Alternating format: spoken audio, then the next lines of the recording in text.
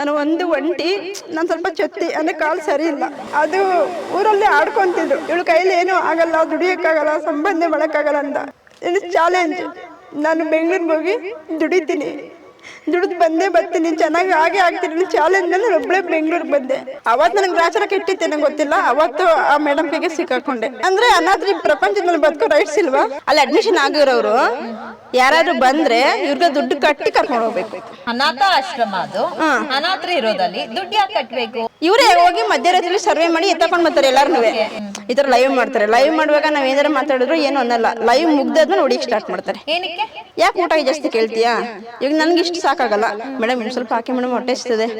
ಅವಾಗ ಏನು ಮಾತಾಡಲ್ಲ, ಲೈವ್ ಮಾಡುವಾಗ ಏನು ಮಾತಾಡಲ್ಲ, ಸುಮ್ಮನೆ ಇರ್ತಾರೆ. ಲೈವ್ ಎಲ್ಲ ಮುಗೀತಲ್ಲ, ಅವಾಗ ರಪ್ಪ ರಪ್ಪ ಬಂದು ಹಾಕ್ತಾರೆ ಏಟ್ಗಳು. ಬಿಸ್ಕೆಟು, ಹಾಲು ಎಲ್ಲ ಬರುತ್ತೆ ನಮ್ಗೆ ಬೇರೆ ಕಡೆಯಿಂದ. ಯಾವುದೇ ಕಾರಣಕ್ಕೂ ನಮ್ಗೆ ಕೊಡಲ್ಲ. ಸುಮಾ ಅವ್ರೆ, ನಾನು ನಿಮ್ದೊಂದು ವಿಡಿಯೋ ನೋಡಿದೆ. ನೀವು ತುಂಬಾ ಸಮಸ್ಯೆದಲ್ಲಿ ಸಿಕ್ಕಾಕೊಂಡಿದ್ರಿ ಒಂದು ಆಶ್ರಮದಲ್ಲಿ ಅಂತ ಹೇಳಿ. ಅದು ಏನಾಗಿದ್ದೆ, ಏನು ಮಾಹಿತಿ ಅಂತ ನಿಮ್ಮಿಂದನೇ ತಿಳ್ಕೊಳ್ಳೋಣ ಅಂತ ಇವತ್ತು ಬಂದಿದ್ದೀನಿ. ಏನಾಯ್ತುಮ್ಮ? ಮೇಡಮ್, ನಾನು ಯಶವಂತಪುರದಲ್ಲಿ ಕ್ಯಾಂಟೀನಲ್ಲಿ ಕೆಲಸ ಮಾಡ್ತಿದ್ದೆ. ಅವತ್ತು ನಾನು ನಮ್ಮೂರಿಗೆ ಹೋಗ್ಬೇಕು ಅಂತ ಹೇಳಿ ಸುಮಾರು ರಾತ್ರಿ 10 ಗಂಟೆ 10:15 ನಾನು ಯಶವಂತಪುರ ರೈಲ್ವೆ ಸ್ಟೇಷನ್ಗೆ ಹೋಗಿ ಕೂತ್ಕೊಂಡಿದ್ದೆ. ಅಂದರೆ ಬಸ್ ಏನೂ ಇರಲಿಲ್ಲ, ನಂಗೆ ಹೋಗ್ಬೇಕು ಅಂತ ಮನಸ್ಸಿರಲಿಲ್ಲ ಅವತ್ತು. ಅದಕ್ಕೆ ಸರಿ ರೈಲ್ವೆ ಸ್ಟೇಷನಲ್ಲಾದರೆ ತುಂಬ ಜನ ಇರ್ತಾರೆ, ಸೇಫ್ಟಿ ಇರುತ್ತೆ. ತುಂಬ ಜನ ಇರೋದ್ರಿಂದ ನನಗೇನು ಆಗಲ್ಲ ಅಪಾಯ. ಬೆಳಗ್ಗೆ ಮಾರ್ನಿಂಗ್ 4 ಗಂಟೆ ಮೇಲೆ ಊರಿಗೆ ಹೋಗ್ಬೋದು ಅಂತ ಅಂದ್ಕೊಂಡು ಮನಸ್ಸಲ್ಲಿ ಬೇಜಾರಿತ್ತು ಸ್ವಲ್ಪ ಹೊತ್ತು. ಅದಕ್ಕೆ ಅಲ್ಲೇ ಕೂತ್ಕೊಳ್ಳೋಣ ಅಂತ ಹೋದೆ. ಸುಮಾರು 1 ಗಂಟೆ 1:30 ಸಮಯ. ಆವಾಗ ಒಂದು ಸಡನ್ನಾಗಿ ಆಟೋ ಬಂತು ನನ್ನ ಮುಂದೆ. ಆಟೋದಲ್ಲಿ ಒಬ್ಬ ಹುಡುಗ, ಒಬ್ಬ ಲೇಡಿ, ತುಂಬ ದಪ್ಪ ಎತ್ತ ಬೆಳ್ಳಿಗೆ ಒಬ್ಬ ಲೇಡಿ ಬಂದಳು. ಲೇಡಿ ಬಂದು ನನಗೆ ಕ್ವಶನ್ ಮಾಡಿದ್ರು, ಯಾವ ಊರಿಗೆ ಹೋಗ್ಬೇಕು, ಎಲ್ಲೋಗ್ಬೇಕು ನೀವು, ID ಕಾರ್ಡ್ ತೋರಿಸಿ. ಆಟೋದಲ್ಲಿ ಬಂದರು. ಆಟೋದಲ್ಲಿ ಬಂದು ಇಳಿದು ನನ್ನ ಮುಂದೆ ಆಟೋ ನಿಂತ್ಕೊತು. ಬಂದ ತಕ್ಷಣ ಕೇಳಿದ್ರು. ನಾನು ಅವ್ರು ಮಾತಾಡೋದು ನೋಡಿ ಪೊಲೀಸ್ ಅಂದ್ಕೊಂಡೆ. ಅದಕ್ಕೆ ನಾನು ಸ್ವಲ್ಪ ಹೆದರ್ಕೊಂಡೆ. ಪೊಲೀಸ್ನವರು ನಾವೇನು ಎದುರುತ್ರ ಅವ್ರು ಮಾತಾಡಬಾರ್ದು. ಈಗ ಯಶವಂತಪುರ ರೈಲ್ವೆ ಸ್ಟೇಷನ್ ಅಂದ್ರೆ ಸುಮಾರು ಜನ ಓಡಾಡ್ತಾ ಇರುವಂತ ಜಾಗ. ಅಲ್ಲಿ ನಿಮ್ ಪಕ್ಕ ಅಕ್ಕಪಕ್ಕ ಜನ ಎಲ್ಲರೂ ಇದ್ರು. ನಿಮ್ಮ ಹತ್ರನೇ ಬಂದ್ ನಿಲ್ಸಿದ್ರು ಅವರು. ಅಂದ್ರೆ ಲೇಡೀಸ್ ಯಾರು ಇರ್ಲಿಲ್ಲ ಅಕ್ಕಪಕ್ಕ, ಎಲ್ಲ ಮಲ್ಕೊಬಿಟ್ಟಿರೋ ಗೊತ್ಕೊಂಡು. ಲೇಕ್ಸ ಮಲ್ಕೊಂಡು ನಾನು ಒಬ್ಳೆ ಕೂತ್ಕೊಂಡಿತ್ತಲ್ಲಿ. ನಾನು ಒಬ್ಳೆ ಕೂತ್ಕೊಂಡಿತ್ತು. ನನ್ನ ಪಕ್ಕ ತುಂಬಾ ಜನ ಮಲ್ಕೊಂಡಿದ್ದು. ನಂಗೆ ನಿದ್ದೆ ಬಂದಿಲ್ಲ, ಸುಮ್ಮನೆ ಮೆಟ್ಲ ಹಿಂಗೆ ಕೂತ್ಕೊಂಡಿದ್ದೆ. ಇದರ ವೇಲ್ ಕೊಚ್ಕೊಂಡು ಪರ್ಸ್ ಇಟ್ಕೊಂಡು ಒಂದು ಕೂತ್ಕೊಂಡಿದ್ದೆ. ಈ ಕಡೆನೇ ಮಲ್ಕೊಂಡಿದ್ರು, ಆ ಕಡೆನೇ ಮಲ್ಕೊಂಡಿದ್ರು. ಅವ್ರಿಗೆ ಒಬ್ಬರೇ ಬೇಕಾಗಿರೋದು. ಇಬ್ಬಿಬ್ರು 3 ಜನ ಇದ್ರೆ ಅವ್ರು ಯಾರನ್ನೂ ಕೇಳಕ್ ಹೋಗಲ್ಲ. ಒಬ್ಬೊಬ್ರು ಯಾರು ಕೂತ್ಕೊಂಡಿರ್ತಾರೆ ಅವ್ರನ್ನ ಮಾತ್ರ ಅವ್ರು ಹೋಗಿ ಕೇಳೋದು. ಹಂಗಾಗಿ ನನ್ನ ಮುಂದಕ್ಕೆ ಬಂದು ಕೇಳಿದ್ರು. ನಾನೇ ಅನ್ಕೊಂಡೆ, ಸರಿ ಇವ್ರು ಏನಾದ್ರು ಪೊಲೀಸ್ನವ್ರು ಇರ್ಬೋದು, ನನ್ನ ಇವಾಗ ಕರ್ಕೊಂಡು ಹೋಗ್ಬಿಟ್ಟು ಬೆಳಿಗ್ಗೆ ಕಳಿಸ್ತಾರೇನೋ ಅಂದೆ. ಅದಕ್ಕೆ ಅವರು ಆಯ್ತು ಬಾರಮ್ಮ, ಇವಾಗ ನಮ್ಮ ಮನೆಗೆ ಬಾ, ಅಲ್ಲಿ ಮಲ್ಕೊಂಡಿದ್ದು ನೀನು 4 ಗಂಟೆ 5 ಗಂಟೆಗೆ ಬೆಳಗಿನ ಜಾವ ನಾನು ಕಳಿಸ್ಕೊಡ್ತೀನಿ, ನನ್ನ ನಂಬು ಅಂದರು. ನಾನು ಸರಿಗೆ ಬೇರೆ ಆಪ್ಷನ್ ಇಲ್ಲ ನನಗೆ. ಪೊಲೀಸ್ನವ್ರೇನೋ ಏನಾರು ಹೊಡಿತಾರೋ ಅಥವಾ ಇನ್ನೇನಾರು ಪೊಲೀಸ್ ಕರ್ಕೊಂಡು ಹೋಗ್ಬಿಡ್ತಾರೇನೋ ಭಯಕ್ಕೆ. ಬಂದಿರೋರು ಅವರು ಆಶ್ರಮದವ್ರು ಅಂತ ಏನು ಹೇಳಿಲ್ವಾ? ಏನು ಹೇಳಿಲ್ಲ, ನಾನು ಏನು ಕೇಳಿಲ್ಲ. ಅಂದ್ರೆ ಅವ್ರು ನೋಡಿ ಪೊಲೀಸ್ನವ್ರು ಏನೋ ಕಲರ್ ಡ್ರೆಸ್ಸಲ್ಲಿ ಬಂದಿರ್ಬೋದು ಅನ್ಕೊಂಡು. ಎಷ್ಟು ವಯಸ್ಸಾಗಿದೆ ಅವ್ರಿಗೆ? ಅವ್ರಿಗೆ ಒಂದು ಅಂದಾಜು 45 ಮೇಲೆ ಇರ್ತದೆ. ಇವಾಗ ನೀವು ಬುದ್ಧಿವಂತ ಇದ್ದೀರಾ, ಇಷ್ಟು ಮಾತಾಡ್ತೀರಾ. ಅವ್ರು ಯಾರು ಅಂತ ನೀವು ತಿಳ್ಕೊಬೋದಾಗಿತ್ತಲ್ವಾ? ಅದು ತಿಳ್ಕೊಂಬಂದಿತ್ತು. ಅದು ಆಟೋದಲ್ಲಿ ಇನ್ನೊಬ್ರು ಲೇಡಿ ಡ್ರಿಂಕ್ಸ್ ಮಾಡ್ಕೊಂಡು ಬಂದಿರೋರ್ನ ಎತ್ತಕೊಂಡು ಬಂದಿದ್ರು ಅವಾಗಲೇ ಆಲ್ರೆಡಿ. ಅಂದ್ರೆ ಅವ್ರು ನೋಡಿ ನಾನು ಏನ್ಕೊಂಡು ಡ್ರಿಂಕ್ಸ್ ಮಾಡಿರೋರ್ನ ಕರ್ಕೊಂಡು ಬಂದವ್ರೆ ಅಂದ್ರೆ ಪೊಲೀಸ್ನವ್ರು ಇರ್ಬೇಕು. ಇವರು ಜಾಸ್ತಿ ಕ್ವಶನ್ ಮಾಡಿ ನನಗೇನಾರ ಅಂದ್ಬಿಡ್ತಾರೇನೋ. ಸೊ ಆಟೋದಲ್ಲಿ ಮತ್ತೆ ಕುಡ್ದಿರೋರು ಒಬ್ರಿದ್ರು. ನಿಮ್ಮನ್ನು ಕರ್ಕೊಂಡು ಅವರು ತೆಲಂಗಾಣದಿಂದ ಬಂದಿರೋಬ್ರು ಆಂಟಿ ಅವ್ರಿದ್ರು. ಒಬ್ರು ಡ್ರಿಂಕ್ಸ್ ಮಾಡಿದ್ರು ಅವಾಗಲೇ. ಅವ್ರನ್ನ ಎತ್ತಕೊಂಡು ಬಂದಿರೋಲ್ಲ. ನಾನೇ ಅನ್ಕೊಂಡೆ ನಿಜವಾಗ್ಲೂ ಪೊಲೀಸರು ಕ್ವಶನ್ ಮಾಡ್ಬೇಕು ಅಂತ ನಂಗೆ ಅನ್ಸಿಲ್ಲ ಆ ಟೈಮಲ್ಲಿ. ಮೊದಲೇ ಬೇಜಾರಿತ್ತು ಕಾರಣ ಏನು ಕ್ವಶನ್ ಮಾಡೋದು ಬೇಡ ಬಿಡು, ಇನ್ನೊಂದು 3 ಅವರ್ ತಾನೇ ಇದ್ಬಿಟ್ಟು ನಾನು ಬೆಳಗ್ಗೆ ಹೋಗ್ಬಿಡೋಣ ಅಂತೇಳಿ ಆ ಆಟೋ ಹತ್ಕೊಂಡ್ಬಿಟ್ಟೆ ನಾನು. ತುಂಬ ಜನ ಗಂಡಸರು ಎಲ್ಲರೂ ಹೋಗಮ್ಮ ಹೋಗಮ್ಮ ಹೋಗಮ್ಮ ಅಂತ ಎಲ್ಲರೂ ಹೋಗು ಅಂತ ಹೇಳ್ತಿದ್ದಾರೆ ಹೊರತು ಯಾರು ಇರುವಂತ ಏನು ಹೇಳ್ಕೊಡ್ತಲ್ಲ. ಜನ ಎಲ್ಲ ಅಲ್ಲೇ ಮಲ್ಗೋರ ಇಲ್ಲ ಆವತ್ತು ಮಾತ್ರ ಗೊತ್ತಿಲ್ಲ. ನಾನು ರೈಲ್ವೆ ಸ್ಟೇಷನ್ ನೋಡ್ತಿರೋ ಸ್ವಲ್ಪ ಫಸ್ಟ್ ಜನ ನಾನು ಅಲ್ಲಿ ನೋಡಿಲ್ಲ. ಆಮೇಲೆ ಆಟೋ ತುಂಬ ದೂರ ಹೋಗೋದ್ರಿಂದ ಕತ್ಲೆ, ನನಗೆ ಅಡ್ರೆಸ್ ಸರಿಯಾಗಿ ನೋಡ್ಕೊಂಡಿಲ್ಲ. ನಾನು ಎಲ್ಲಿಂದ ಹೋದೆ ಅಡ್ರೆಸ್ ಗೊತ್ತಾಗಿಲ್ಲ. ಹೋದೆ. ತುಂಬ ದೊಡ್ಡ ಗೋರ್ಡನ್ನು, ದೊಡ್ಡ ಗೇಟ್ ಇದೆ. ಅಲ್ಲಿ ಬೀಗ ತೆಗೆದ್ರು. ಅಕ್ಕಪಕ್ಕ ನೋಡಮ್ಮ ಇದು ಮನೆ ಇದೆ, ಇದು ಮನೆ ಇದೆ, ನೀನು ಭಯ ಪಡೋಂಗಿಲ್ಲ, ಇದು ನಮ್ಮ ಮನೆಗಳ ಥರನೇ ನೋಡ್ಕೊ ಅಂದರು. ನಾನು ಅಕ್ಕಪಕ್ಕ ನೋಡಿದ್ರೆ ತುಂಬ ದೊಡ್ಡ ಬಿಲ್ಡಿಂಗ್ ಇತ್ತು. ಸರಿ ಬಿಲ್ಡಿಂಗ್ ಇದೆ ಅಂದರೆ ಇದು ಮನೆ ಇರ್ಬೋದು ಅಂದ್ಕೊಂಡು ಹೋದೆ. ಫಸ್ಟ್ ಒಂದು ಗೇಟು, ಮತ್ತು ಮುಂದೆ ಹೋದರೆ ಜಾಗ, ಅದ್ರ ಮುಂದೆ ಇನ್ನೂ ಒಂದು ಗೇಟ್ ಇತ್ತು. ಬೀಗ ತೆಗೆದ್ರು. ಅಲ್ಲಿ ಒಂದು ಫಸ್ಟ್ ರೂಮ್ ತೆಗೆದ್ಬಿಟ್ಟು ಒಳಗಡೆ ಹೋಗಿ ಮಲ್ಕೊ ಅಂತ ನೂಕ್ಬಿಟ್ಟು ಒಳಗಡೆಯಿಂದ ಬೀಗ ಹಾಕ್ಬಿಟ್ರು. ಅಲ್ಲಿ ಹೋಗಿ ನೋಡ್ತೀನಿ ಸುಮಾರು ಒಂದು 38 ಜನ ಲೇಡೀಸ್ ಇದ್ದಾರೆ ರೂಮ್ ಒಳಗಡೆ. ಕೆಲವ್ರಿಗೆ ಬೆಡ್ಶೀಟ್ ಇದೆ, ಕೆಲವ್ರಿಗೆ ಬೆಡ್ಶೀಟ್ ಇಲ್ಲ, ಕೆಲವ್ರಿಗೆ ಏನೋ ಒಂಥರ ವಿಚಿತ್ರವಾಗಿ ಎಲ್ಲರೂ ಹುಚ್ಚಿರ್ತಾರೆ, ಹೆಂಗೆಂಗೋ ಇದ್ದಾರೆ. ಒಬ್ರು ಹಾಡು ಹೇಳ್ತಾರೆ, ಕುಣಿತಾರೆ, ಚೆನ್ನಾಗಿಲ್ಲ, ಯಾರು ಇಲ್ಲ, ಮಾನಸಿಕ ಹಂಗಿರೋರೆ. ಚೆನ್ನಾಗಿರೋರು ಕೂಡ ಅಲ್ಲಿ ಹೋದ್ಮೇಲೆ ನಂಗೆ ಆಗ್ಬಿಟ್ಟಿದ್ರೆ ಅದು ನನಗೆ ಗೊತ್ತಿಲ್ಲ. ಅವಾಗ ಅಲ್ಲಿ ಹೋಗಿ ನನ್ನ ಮಲ್ಕೊಂಡ್ರು, ಜಾಗ ಪ್ಲೇಸ್ ಇಲ್ಲ ಅಲ್ಲಿ ಮಲ್ಕೊಳಕ್ಕೆ ಯಾರ ಮೇಲೆ. ಹೆಂಗೋ ಸ್ವಲ್ಪ ತ್ಯಾಗ ಮಾಡಿ ಇವತ್ತೊಂದಿನ ತಾನೇ ಅನ್ಕೊಂಡೆ ನಾನು ಮೈಂಡಲ್ಲಿ, ಮಲ್ಕೊಬಿಟ್ಟೆ ಅವತ್ತೊಂದಿನ. ಸರಿ ಅಂದ್ಬಿಟ್ಟು ಬೆಳಗ್ಗೆ ಆಯಿತು, 9 ಗಂಟೆ ಯಾರು ಬಂದು ಬಾಕ್ಲು ತೆಗ್ದಿಲ್ಲ. 9 ಗಂಟೆನಲ್ಲಿ ಅಡುಗೆ ಮಾಡೋರೊಬ್ರು ಬಂದು ಬಾಕ್ಲು ತೆಗೆದ್ರು. ನಾನು ಸಡನ್ನಾಗಿ ಆಚೆ ಹೋಗಿದೆ. ಗೇಟಿಂದನೇ ಯಾರು ಹೊರಗಡೆ ಬಿಡಲ್ಲ, ಗೇಟಿಂದನೇ ಮಾತಾಡ್ಬೇಕು, ನಾವೇನೇ ಮಾತಾಡ್ಬೇಕಿರು. ಅಕ್ಕ ನಮ್ಮ ಮೇಡಮ್ಗೆ ಫೋನ್ ಮಾಡಿ ನಾನು ಊರಿಗೆ ಹೋಗ್ಬೇಕು ಅಂದು. ಯಾವ ಊರಿಗೂ ಹೋಗಿಲ್ಲ, ಎಲ್ಲೂ ಹೋಗಿಲ್ಲ, ಇಲ್ಲೇ ಇರಬೇಕು, ನಿಮ್ಮ ಕಡೆಯವ್ರು ಬರಬೇಕು. ಅವಾಗ ಮಾಲಾ ಅಂತವ್ರ ಹೆಸರು, ಅಡುಗೆ ಮಾಡೋರ ಹೆಸರು. ಅವಾಗ ಅವ್ರು ಹೇಳಿದ್ರು ಹಂಗಂತ, ಇಲ್ಲಿ ಯಾರು ಹೋಗಂಗಿಲ್ಲ ಅಮ್ಮ, ಕರ್ಕೊಬರೋದಷ್ಟೇ, ಇಲ್ಲಿ ಯಾರು ಕಳ್ಸಲ್ಲ ಮೇಡಮು.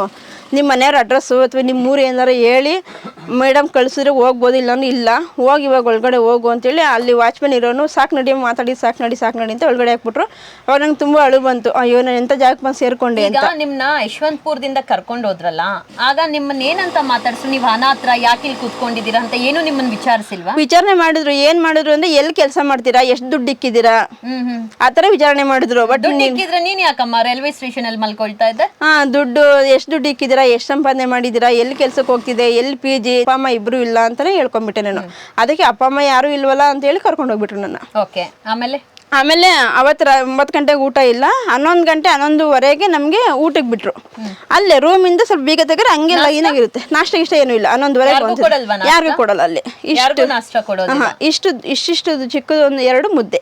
ಸೊ ಡೈರೆಕ್ಟ್ 11:15 ಊಟ ಇಷ್ಟಿಷ್ಟು ಚಿಕ್ಕದು 2 ಮುದ್ದೆ, ಒಂದಿಷ್ಟು ಸಾರು ಹಾಕ್ತಾರೆ ಎಲ್ಲರಿಗೂ.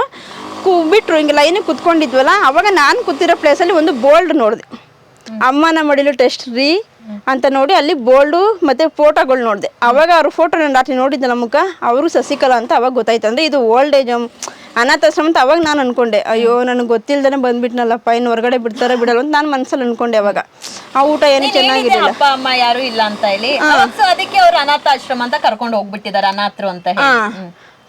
ಕರ್ಕೊಂಡು ಹೋದ್ರಲ್ವಾ, ಏನೋ ಸರಿ ಬಿಡು, ನಾನು ಒಂದು 2-3 ದಿನ ಬಿಡ್ತಾರೇನೋ ನನ್ನ. ಅಂದರೆ ನನಗಲ್ಲಿ ಇರೋಕೆ ಇಷ್ಟ ಇಲ್ಲ ಅಲ್ವಾ. ಅನಾಥಾಶ್ರಮ ಆದರೆ ಇರಬೇಕು ಅಂತ ಅಂದ್ಕೊಂಡು ಇರಿಸ್ಕೋಬೇಕು. ನೀವು ಬಲವಂತವಾಗಿ ಯಾಕೆ ಇರಿಸ್ಕೋಬೇಕು? ಈಗ ನಮ್ಗೆ ಇನ್ನೂ ದುಡಿಯೋ ವಯಸ್ಸಿದೆ, ನಾನು ಆಚೆ ಹೋಗಿ ದುಡಿತೀನಿ, ದುಡ್ಡು ಸಂಪಾದನೆ ನಾನು ಬಿಡಿ ಆಚೆಗೆ.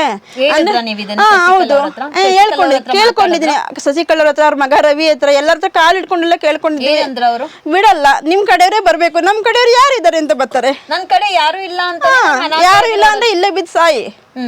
ನಿಂಗೆ ಜಾಫರ್ ಮಾತ್ರ ಯಾಕೆ ಸಾಯಿಸ್ಬಿಡ್ತೀನಿ ಜಾಸ್ತಿ ಮಾತಾಡೋದು. ಶಶಿಕಲಾ ಮೇಡಮ್ ಅಂದ್ರೆ ಅನಾಥರಿ ಪ್ರಪಂಚದ ಮೇಲೆ ಬದುಕೋ ರೈಟ್ಸ್ ಇಲ್ವಾ? ಯಾವಾಗ ಹೋಗಿದ್ದಮ್ಮ ನಿನ್ನ ಆಶ್ರಮಕ್ಕೆ? ಡೇಟ್ ಗೊತ್ತಿಲ್ಲ, ಅವತ್ತು ನಾನು ಒಂದು 28 ದಿನ ಮೇಲೆ ಇದ್ದೀನಿ, 1 ತಿಂಗಳ ಮೇಲೆ. ಯಾವಾಗಿಂದ ಅವ್ರು ಈ ತರ ಮಾಡೋದು ಸ್ಟಾರ್ಟ್ ಮಾಡಿದ್ರು? ನಾನು ಹೋಗಿ ಒಂದು 3-4 ದಿನ ಅಷ್ಟೇ, ಸ್ವಲ್ಪ ನನ್ನ ಹತ್ರ ಮಾತಾಡ್ತಿರ್ಲಿಲ್ಲ ಅಷ್ಟೇ. ಆಮೇಲೆ ಶುರು ಮಾಡಿದ್ರು. ನಾನು ಯಾವಾಗ ಫೋರ್ಸ್ ಮಾಡಕ್ ಶುರು ಮಾಡಿದೆ, ಮೇಡಮ್ ನಾನು ಇಲ್ಲೇ ಹೋಗ್ಲೇಬೇಕು, ನಾನು ಆಚೆ ಹೋಗ್ಲೇಬೇಕು, ನಾನು ಆಚೆ ಬಿಡಿ, ಆಚೆ ಬಿಡಿ, ಆಚೆ ಬಿಡಿ, ಆಚೆ ಬಿಡಿ. ಅವ್ರು ಬರೀ ನಿನ್ಗೆ ಎಷ್ಟು ಆಸ್ತಿ ಇದೆಯಾ, ನಿನ್ ಮನೆ ಇದೆಯಾ ಊರಲ್ಲಿ, ನಿನ್ಗೇನಿದೆ ಅಂದ್ರೆ ಅವಾಗ ಅವ್ರ ವೀಕ್ನೆಸ್ ಏನಾದ್ರು ದುಡ್ಡು. ಪ್ರಶ್ನೆ ಶಶಿಕಲಾ ಮೇಡಮ್ ದುಡ್ಡು ಅಂದ್ರೆ ಅವ್ರಿಗೆ ಇಷ್ಟ. ಅವ್ರ ಮಗನೂ ಇದ್ರ ಜೊತೆಗೆ? ಇಲ್ಲ, ಅವ್ರ ಮಗ ಯಾರು ಜಾಸ್ತಿ ಬರಲ್ಲ, ಅಪರೂಪನೇ ಅವ್ರ ಮಗ ಬರೋದು. ಯಾವ್ದಾದ್ರು ಡೀಲ್ ಮಾಡ್ಬೇಕಂದ್ರೆ ಬರ್ತಾರೆ ಅಷ್ಟೇ, ಬೇರೆ ವಿಷಯಗಳಿಗೆ. ಇಲ್ಲಾಂದ್ರೆ ಈ ಮೇಡಮ್ ಒಬ್ಬರೇ ಹೋದ್ರೆ ಈ ತರ ದುಡ್ಡು ವಿಷಯ. ಈಗ ಅಲ್ಲಿ ಅಡ್ಮಿಷನ್ ಆಗಿರೋರು ಯಾರಾದ್ರೂ ಬಂದ್ರೆ ಇವ್ರಿಗೆ ದುಡ್ಡು ಕಟ್ಟಿ ಕರ್ಕೊಂಡು ಹೋಗ್ಬೇಕು. ಅನಾಥ ಆಶ್ರಮ ಅದು, ಅನಾಥರು ಇರೋದಲ್ಲಿ ದುಡ್ಡು ಯಾಕೆ ಕಟ್ಬೇಕು ಅದು ನನಗೆ ಗೊತ್ತಿಲ್ಲ. ಇಲ್ಲಿ ಯಾರಲ್ಲಿಗೆ ಇವರೇ ಹೋಗಿ ಮಧ್ಯರಾತ್ರಿಯಲ್ಲಿ ಸರ್ವೆ ಮಾಡಿ ಎತ್ತಕೊಂಡ್ ಬರ್ತಾರೆ ಎಲ್ಲಾರು. ಈಗ ನಾನು ಅನ್ಕೊಳ್ಳಿ, ಈಗ ನನ್ನ ಕಡೆ ಯಾರೋ ಅಣ್ಣನೋ ತಮ್ಮನೋ ಅಥವಾ ಫ್ರೆಂಡ್ಸ್ ಯಾರು ಬರ್ತಾರೆ ಈಗ ನಾನು ಕರ್ಕೊಂಡು ಹೋಗಕ್ಕೆ. ಅವಾಗ ನನ್ನ ಫ್ರೆಂಡ್ಸ್ ಅಣ್ಣ ಆಗಲಿ ಒಂದು 10,000 15,000 ದುಡ್ಡು ಮೇಡಮ್ಗೆ ಕೊಟ್ಟು ಇನ್ನೆಲ್ಲ ಕರ್ಕೊಂಡು ಹೋಗ್ಬೇಕು. ಸೊ ದುಡ್ಡು ಕೊಟ್ಟಿ ಕರ್ಕೊಂಡು ಹೋಗ್ಬೇಕು. ದುಡ್ಡು ಕೊಟ್ಟಿಲ್ಲ ಅಂದ್ರೆ ಎಲ್ಲಾರ್ನು ಸೊ ಅವ್ರನ್ನ ಕಳ್ಸೋಗ ದುಡ್ಡು ಕೊಟ್ಟಿ ಹೊರಗಡೆ ಕರ್ಕೊಂಡು ಹೋಗ್ಬೇಕು. ಇಲ್ಲ ಅಂದ್ರೆ ನಮ್ಮ ಹತ್ರ ಏನಾದ್ರು ಚಿನ್ನದಿದ್ರೆ ಚಿನ್ನದಾರು ಕೊಟ್ಬಿಡ್ಬೇಕು ಅವ್ರಿಗೆ. ಕೊಡ ತನಕ ದೊಡ್ಡದಿರೋ ಗೇಟ್ ನ ಬೀಗ ಹಾಕ್ಬಿಡ್ತಾರೆ. ಕರ್ಕೊಂಡು ಹೋಗಕ್ ಬಂದಿರೋರು ಕೂಡ ಆಚೆಗಡೆ ಹೋಗಂಗಿಲ್ಲ, ಅಲ್ಲಿ ಕಾಯ್ಕೊಂಡಿರ್ತಾರೆ. ಒಳಗಡೆ ಎಂಟ್ರಿ ಅಷ್ಟೇ, ಔಟ್ ಗೋಯಿಂಗ್ ನಮ್ಗಿಲ್ಲ. ಅವ್ರು ಒಪ್ಪಿಗೆ ಕೊಟ್ಟಿದ್ರೆ ನಾವ್ ಯಾರು ಆಚೆಗಡೆ ಹೋಗಂಗೆ ಇಲ್ಲ. ಸೊ ನೀವು 4 ಗೋಡೆ ಮಧ್ಯನೇ ಇರ್ಬೇಕು, ಹೊರಗಡೆ ಬಿಡೋದಿಲ್ಲ. ಹೊರಗಡೆ ಬಿಡೋಲ್ಲ. 4 ಗಂಟೆಗೆ ಇಲ್ಲ ಆತರ ಏನು ಇಲ್ಲ. ಕೆಲಸ ಬೇಕಾದ್ರೆ ಮಾಡ್ಬೋದು. ತರಕಾರಿ ಕಟ್ ಮಾಡಿಸ್ತಾರೆ, ನಮ್ ಕೈಲೇ ಪಾತ್ರೆ ತೊಳಿಸ್ತಾರೆ, ಎಲ್ಲಾ ಕೆಲಸನೂ ಮಾಡಿಸ್ತಾರೆ. ಬೇಕಾದ್ರೆ ಅದು ಬೀಗ ಹಾಕ್ಸೆ ಮಾಡಿಸ್ತಾರೆ.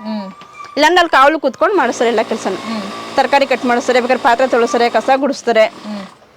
4 ಗಂಟೆಗೆ ಒಂದ್ಸತಿ ಫಸ್ಟ್ 2 ಮುದ್ದೆ ಕೊಡ್ತಾರೆ. ಆಮೇಲೆ ಸಂಜೆ 4 ಗಂಟೆಗೆ ಡಿಪೋ ಹಾಕಿ ಬೇಯಿಸಿ ಅದರಲ್ಲಿರೋ ಗಂಜಿಗೆ 1-2 ಬಿಂದಿಗೆ ನೀರು ಉಯ್ದು ಆ ಗಂಜಿನ ಉಯ್ತಾರೆ. ಇಷ್ಟ ಇದ್ದಾರೆ ಕುಡಿಬೋದು, ಇಷ್ಟ ಇದ್ದಾರೆ ಬೇಡ. ಗಂಜಿ ಒಯ್ತಾರೆ ಗಂಜಿ ಒಯ್ತಾರೆ ಎಲ್ಲಾರ್ಗುನು ಎಲ್ಲಾರು ಪ್ರತಿಯೊಬ್ಬರಿಗೂ ಎಲ್ಲಾರ್ಗೂ ಇದೇ ತರ ಟಾರ್ಚರ್ ಕೊಡ್ತಾರ ಎಲ್ಲ ಪ್ರತಿಯೊಬ್ಬರಿಗೂ ಹೇಳ್ಕೊಳ್ತಾರ ಯಾರಾದ್ರೂ ಅಲ್ಲಿ ಎಲ್ಲ ತುಂಬಾ ಜನ ಹೇಳ್ಕೊಂಡಿದ್ದಾರೆ ನನ್ಗೆ. ಮಾತ್ರ ಹೇಳ್ಕೊಂಡಿದ್ದಾರೆ. ನೋಡಿದ್ರೆ ಕಂಡಿಡಿತಾರ ಅಲ್ಲಿ ಕಂಡಿಡಿತಾರೆ.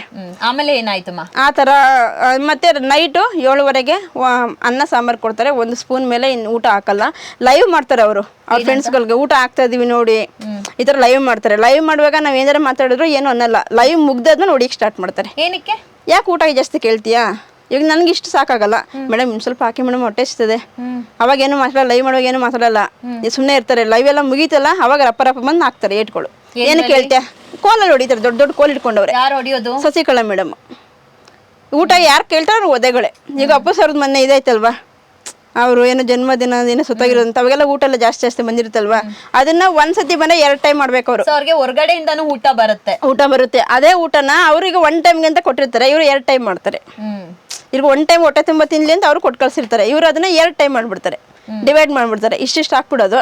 ಲೈವ್ ಬಂದಾಗ ಒಂದು 5 ಜನಕ್ಕೆ ತಟ್ಟೆ ತುಂಬ ಹಾಕ್ಬಿಡೋದು. ಲೈವ್ ಮಾಡ್ಬೇಕಲ್ಲ, ಹಿಂಗೆ ನೋಡಿ ನಮ್ಮ ಆಶ್ರಮ ಹಿಂಗೆಲ್ಲ ನಡೆಸ್ತಿದೀವಿ ಅಂತ. ಆ ಲೈವ್ ಕಟ್ಟಾದ್ಮೇಲೆ ಅಲ್ಲಿ ತುಂಬ ಜನ ಗಂಡಸರಿಗಂತೂ ತುಂಬ ಟಾರ್ಚರ್. ಯಾಕಂದ್ರೆ ಅವ್ರಿಗೆ ಹೆಂಗಸರು ಸ್ವಲ್ಪ ಹಸು ತಡ್ಕೋತಾರೆ, ಗಂಡಸರು ಹಸು ತಡ್ಕೊಳಲ್ಲ ಅಲ್ವಾ. ಏನಿದ್ರೆ ಅದೇ ಸಿಪ್ಪೆ ತಿಂತಾರೆ, ಸೌತೆಕಾಯಿ ಸಿಪ್ಪೆ ಎಲ್ಲರೂ ಹಿಂಗೆ ಬಾಚ್ಕೊಂಡು ಏನೋ ಅಂತ ನಾನು ಎಲ್ಲೂ ನೋಡೇ ಇಲ್ವೇನೋ ನರ್ಕನ ಅನ್ನೋ ಹತ್ರ ನರ್ಕ.